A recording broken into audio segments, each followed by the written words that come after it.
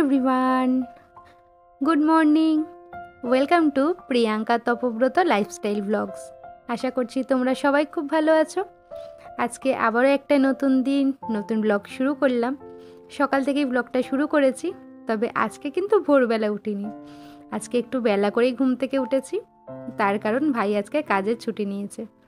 ওর যেহেতু ছুটি রয়েছে তাই ভোরবেলা উঠে ওর জন্য ব্রেকফাস্ট বা টিফিনটা বানানোর নেই, তাই একটু বেলা করেই ঘুম থেকে উঠেছি।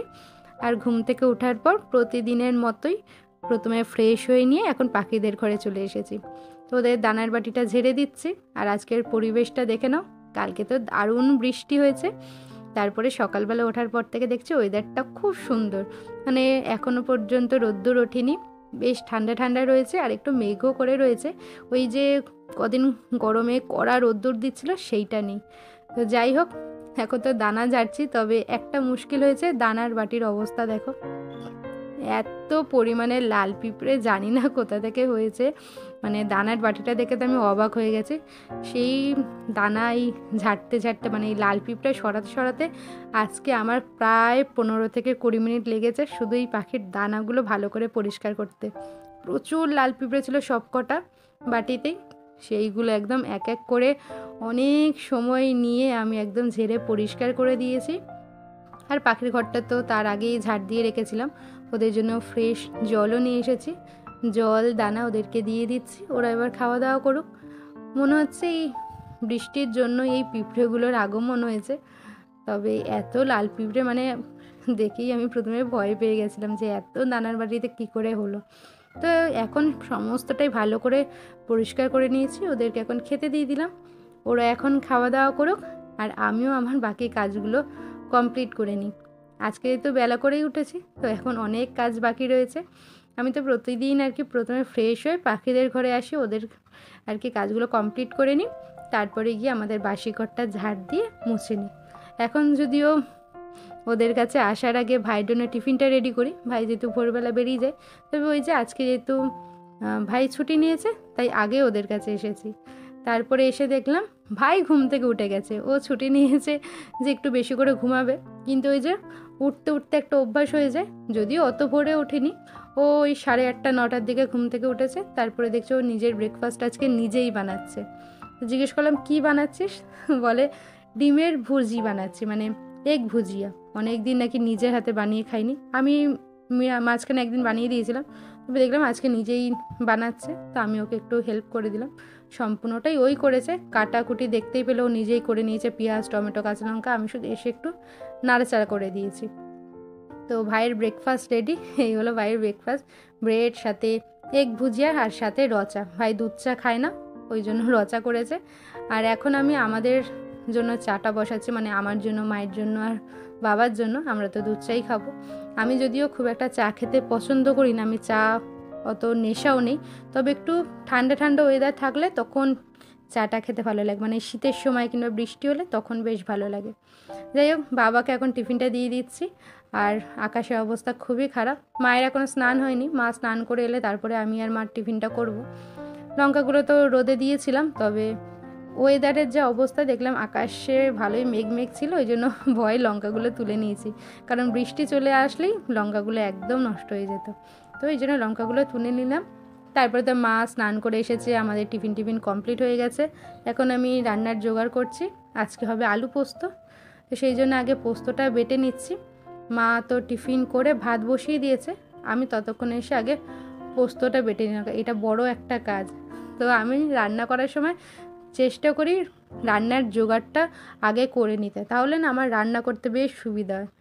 তো সেই জন্য জোগাড়গুলো আগে করে নিই। তো শিলেই বেটে নিয়েছি ভালো করে, একটু কাঁচা লঙ্কা দিয়ে, মানে পাকা লঙ্কা দিয়ে বেটে নিয়েছি পোস্ত। আর এইদিকে আমি বসিয়েছিলাম একটু আমের ঝোল টক, চাটনি করছি না।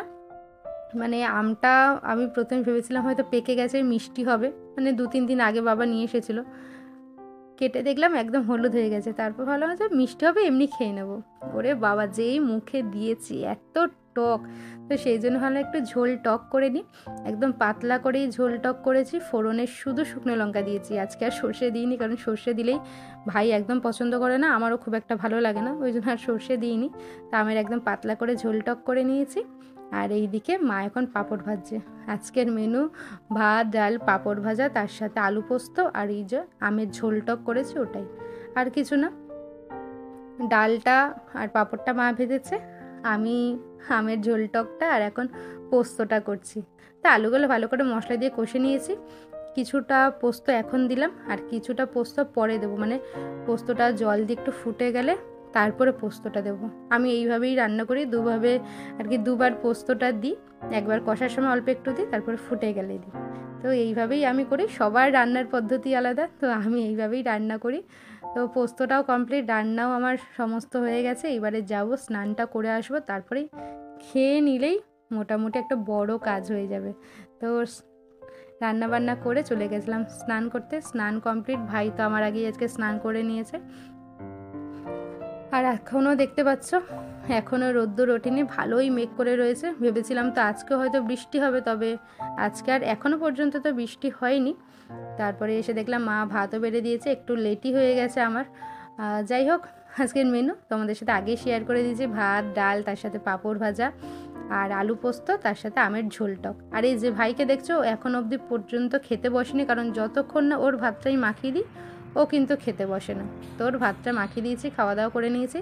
তারপরে এই যে বাইরে এসেছি, বাইরের পরিবেশটা একবার দেখে নাও। গাছে আজকে আর জল দেওয়ার প্রয়োজন নেই, কারণ গতকাল ভালোই বৃষ্টি হয়েছে, আর আজকে তো সকাল থেকে বললামই একদমই রোদ্দুর ওঠেইনি, একদম মেঘলা মেঘলা ওয়েদার ছিল, তাই মাটিগুলো যথেষ্ট ভেজা রয়েছে, এখন আর জল দেওয়ার প্রয়োজন নেই। তো আমি জাস্ট বাইরে এসেছিলাম একটু দেখতে যে পরিবেশটা কেমন আছে। আর আমাদের জলও নেই, জলের জন্য অপেক্ষা করছিলাম, মানে জলের ভ্যান কখন আসবে। তো বাইরে বেরিয়ে কিছুক্ষণ দাঁড়ানোর পরে দেখলাম জলের ভ্যান চলে এসেছে। এখন জলটা নিয়ে নিই, মানে একদমই জল ছিল না, তো জল না আসলে ভীষণ বিপদে পড়তাম।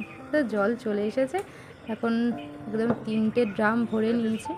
আর এইভাবেই আমরা খাওয়ার জল নিই এখানে।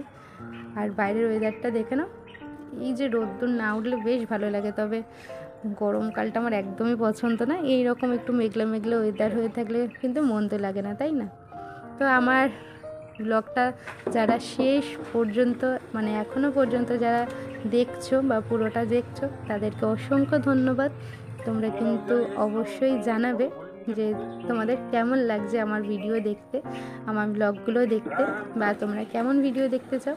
অনেক দিন পরে ডেলি ব্লগ করছি, তো আশা করব তোমাদের ভালো লাগছে।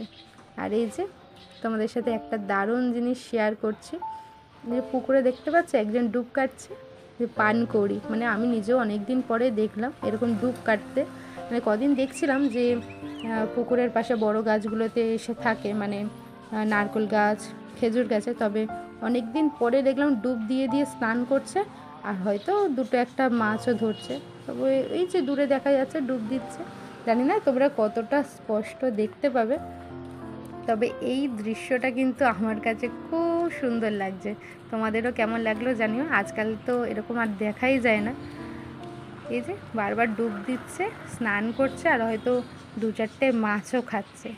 তো পানকৌড়ি অনেক দিন পরে দেখলাম, তাই ভাবলাম তোমাদের সাথেও শেয়ার করি। তোমাদের ওখানেও এইসব দেখা যায় কি না জানিও, কারণ এখন তো চারিদিকে বড় বড় বাড়ি হয়ে গেছে, ফ্ল্যাট হয়ে গেছে, পুকুরও এখন দেখা যায় না, এইসবও দেখা যায় না। আমাদের এখানে এখনও এই পুকুরটা রয়েছে বলে এখনও একটু এইসব দৃশ্য দেখতে পাই, যেগুলো আমার ভীষণ পছন্দ।